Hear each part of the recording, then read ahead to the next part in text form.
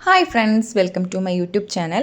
അപ്പോൾ ഞാനിന്ന് പുതിയൊരു തുടക്കം ഞാൻ എൻ്റെ ഫസ്റ്റ് ഒരു കുട്ടി വീഡിയോ ചെയ്തിരുന്നു. ഞാനപ്പോൾ എൻ്റെ PSC പിന്നെയും ഒന്ന് റീസ്റ്റാർട്ട് ചെയ്യാം, ഒന്ന് പൊടി തട്ടിയെടുക്കാനായിട്ട് തീരുമാനിച്ച് ഇന്ന് തൊട്ട് ഞാൻ പഠിച്ചു തുടങ്ങാനായിട്ട് വിചാരിച്ചേക്കാണ് കേട്ടോ.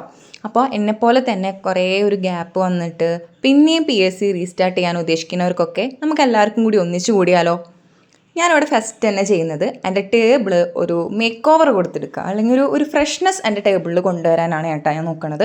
എൻ്റെ ഇപ്പോൾ കയ്യിൽ നിലവിൽ ഒരുപാട് ബുക്കുകളുണ്ട്. ഞാൻ മുമ്പ് കുറച്ച് നാൾ കോച്ചിങ്ങിന് പോയിരുന്നപ്പോൾ ഉള്ള ബുക്കുകൾ, അതേപോലെ തന്നെ ഞാൻ കുറച്ച് നാൾ സൈലത്തിൽ ഓൺലൈൻ ബാച്ചിലുണ്ടായിരുന്നു. അപ്പോൾ അവിടുത്തെ ക്ലാസ്സിലത്തെ നോട്ടുകൾ, അത് കൂടാതെ ഞാൻ റെഫർ ചെയ്തിട്ടുള്ള റാങ്ക് ഫയലുകൾ, ക്വസ്റ്റ്യൻ പേപ്പറുകൾ, ഇതൊക്കെയാണ് ഞാനിവിടെ ആദ്യം തന്നെ അറേഞ്ച് ചെയ്യാൻ പോകണം കേട്ടോ. ഫസ്റ്റ് ഞാൻ എൻ്റെ റാങ്ക് ഫയലും ബുക്കുകളും വെച്ചു. അത് കൂടാതെ ഞാൻ ലക്ഷ്യേറെ ബുക്കുകൾ, SCRT ബുക്കുകൾ റെഫർ ചെയ്യുന്നുണ്ട്. ആ ബുക്കുകൾ എന്നെ ഒരുപാട് ഹെൽപ്പ് ചെയ്യുന്നുള്ള ബുക്കുകളാണ് കേട്ടോ. അപ്പോൾ അതൊക്കെ ഞാനിവിടെ വെച്ചിട്ടുണ്ട്. അതേപോലെ തന്നെ എനിക്ക് കൂടുതൽ നോട്ട്ബുക്കിനേക്കാൾ എനിക്കിപ്പോഴും ഇഷ്ടം ഡയറികളിൽ എഴുതാനാണ് കേട്ടോ. ഡയറി ആകുമ്പോൾ എന്നും ചീത്തയാവാതെ ഇരുന്നോളൂ. അപ്പോൾ എനിക്ക് കൂടുതൽ ഇഷ്ടം ഡയറികളാണ്. അതുകൊണ്ട് തന്നെ എൻ്റെ കയ്യിൽ നോട്ടുകളായിട്ട് ഒരുപാട് ഡയറികളും ഉണ്ട്. അപ്പോൾ ഞാൻ ഡയറികളൊക്കെ എടുത്ത് വെച്ചിട്ടുണ്ട്. അതേപോലെ തന്നെ എൻ്റെ ഒരു മാത്സ് ഞാൻ പഠിക്കുന്ന ഒരു ബുക്കുണ്ട്. അപ്പോൾ ആ ബുക്കുകൾ, എൻ്റെ കയ്യിലുള്ള ബുക്കുകളും കാര്യങ്ങളൊക്കെ ഞാനൊക്കെ മടക്കി പറക്കി വെക്കുകയാണ് കേട്ടോ ചെയ്യണത്.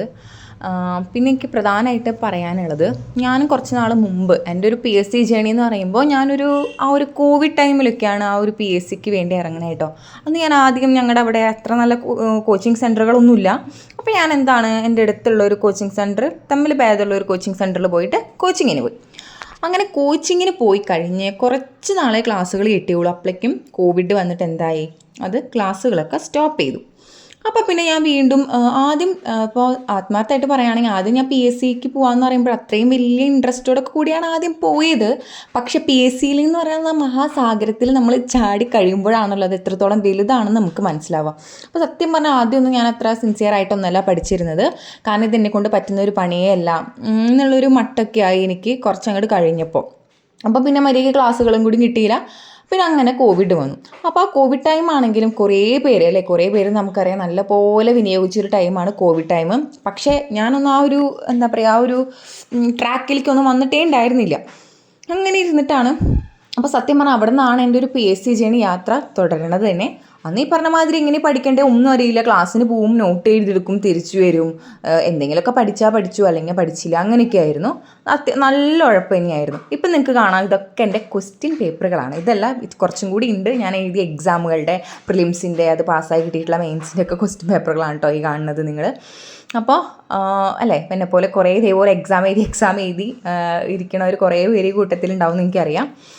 അപ്പോൾ ഞാൻ ക്വസ്റ്റ്യൻ പേപ്പറുകളൊക്കെ, ഇപ്പോൾ എന്തെങ്കിലും സംശയങ്ങളോ കാര്യങ്ങളോ അല്ലെങ്കിൽ ഏത് ഭാഗത്തു നിന്നാണ് ചോദ്യങ്ങൾ വന്നിട്ടുള്ളത് എന്നൊക്കെ നോക്കാൻ വേണ്ടി എൻ്റെ ക്വസ്റ്റ്യൻ പേപ്പറുകൾ ഞാൻ എടുത്ത് വെക്കും. പിന്നെ ഇതിന് മാത്രമല്ല ഞാൻ എൻ്റെ അടുത്ത് ക്വസ്റ്റ്യൻ പേപ്പറുകൾ വെച്ചിട്ടുള്ളത്, എൻ്റെ ഉള്ളിൽ എന്നെ ഒരു ഫീൽ വരാൻ, ഓക്കെ ഇങ്ങനെ എക്സാമുകൾ എഴുതി മാത്രം ഇരുന്നാൽ മതിയോ, ഒരു ലിസ്റ്റിലൊക്കെ കയറി ഒരു ജോലിയൊക്കെ കിട്ടി, എക്സാമൊക്കെ പാസ്സായി ഒരു ഗവൺമെൻറ് ഉദ്യോഗത്തിൽ കയറണ്ടേന്ന് എൻ്റെ ഉള്ളിൽ തന്നെ ഒരു തോട്ട് വരുത്താൻ വേണ്ടിയിട്ടാണ് എൻ്റെ കൺമുമ്പിൽ എൻ്റെ ക്വസ്റ്റ്യൻ പേപ്പേഴ്സൊക്കെ ഞാൻ അങ്ങനെ വെച്ചിട്ടുള്ളത്.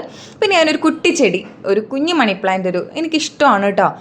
എൻ്റെ മുമ്പും ഞാൻ അങ്ങനെ തന്നെയാണ്, ഒരു ഡെസ്കും ഒരു പ്ലാന്റ് എന്തെങ്കിലുമൊക്കെ വെക്കും. കാരണം ഒരു പോസിറ്റീവ് എനർജിയാണ് അതെനിക്ക് തരാറുള്ളത്. അപ്പോൾ ഞാൻ എൻ്റെ PSC ജേണി പറയാം. അങ്ങനെ ഞാൻ അത് കഴിഞ്ഞിട്ട് സത്യം പറഞ്ഞാൽ PSCനെ ഒരു ആത്മാർത്ഥമായിട്ട് പഠിച്ചു തുടങ്ങുന്നത് LD എക്സാമിന് വേണ്ടിയിട്ടാണ്. എനിക്ക് തോന്നുന്നു 2021 തോന്നുന്നു. ആത്മാർത്ഥമായിട്ട് പഠിക്കാൻ വെച്ചാൽ എന്തെങ്കിലും ഞാൻ എൻ്റെ സ്വന്തം കയ്യിൽ നിന്ന് എഫേർട്ട് ഇട്ട് തുടങ്ങിയത് LD എക്സാമിൻ്റെ പ്രിലിമിനറിക്ക് വേണ്ടിയിട്ടാണ്.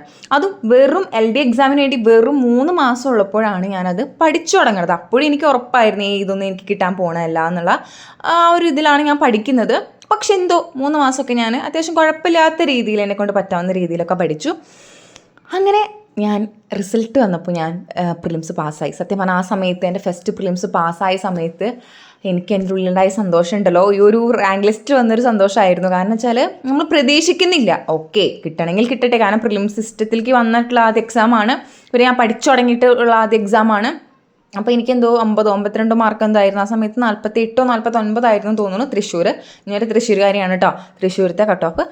അങ്ങനെ ഞാൻ അതിൽ കയറാണ്.